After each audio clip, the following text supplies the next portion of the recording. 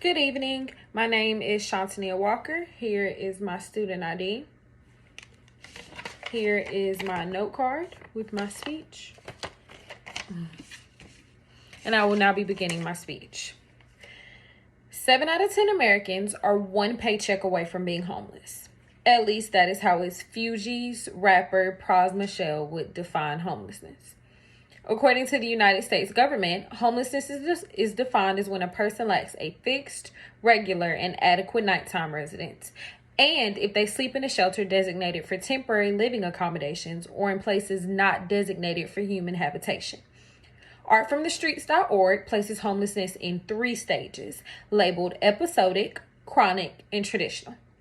3 episodes of homelessness within 1 year is defined as episodic homelessness.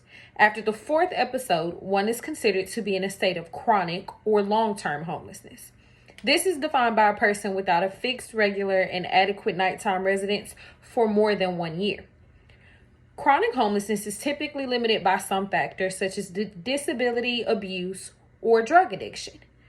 And the final form of homelessness is transitional, which happens to people or persons that are going through a major life change or a catastrophic event, such as when people lose their jobs suddenly and then deal with eviction. They can face transitional homelessness while they look for a new job. So after learning all that information, you'll probably ask yourself, why is this relevant and how does homelessness affect me or my loved ones? Well, according to United States homelessness in Georgia statistics, about 10,000 people experience homelessness in the state of Georgia as of the January 2020 count. Of those 10,000, approximately 1,300 were in a state of chronic or long-term homelessness. So based on those numbers, it's evident that someone you know and love is or has been affected by homelessness. Through research and analysis, it is clear to say that one of the leading causes of homelessness is poverty. In fact, InHomelessness.org states that 10.9 million households spend more than half of their income on housing. In an economic crisis, COVID-19, for example, the loss of a job or hours at work could quickly lead to homelessness. Furthermore, according to the 2020 United States Census, the poverty rate in America in 2020 was 11.4%, accounting for 37.2 million people in poverty that year. The minimum wage in the United States at that time was $7.25. In the state of Georgia, as of January 2020, Georgia had an estimated 10,234 Georgians experiencing homelessness on any given day, as reported by Continuums of Care to the U.S. Department of Housing and Urban Development, or the HUD.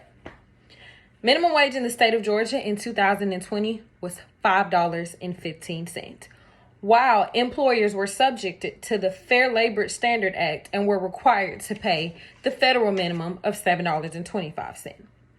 So after loading your brain with more numbers and more statistics, I'm sure I can guess your next question. Well, if these are the statistics pre-COVID, then how has COVID-19 impacted our homeless population today?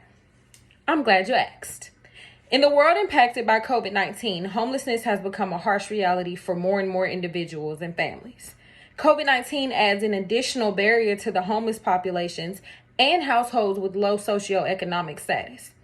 While COVID-19 is an immediate concern worldwide, it's especially a concern to those that are labeled as homeless. So at the brink of a worldwide pandemic, the National Low Income Housing Coalition warned that more people would experience homelessness, which would lead to more COVID-19 related deaths. They state that people living without basic shelter are at a higher risk of a COVID-19 outbreak because they have limited access to preventative measures recommended by the CDC, such as hand washing, home isolation, avoiding high-touch surfaces, and rapid access to healthcare to help prevent an outbreak. In addition, those who are homeless are more likely than the general public to have underlying chronic health conditions that can make the disease more deadly.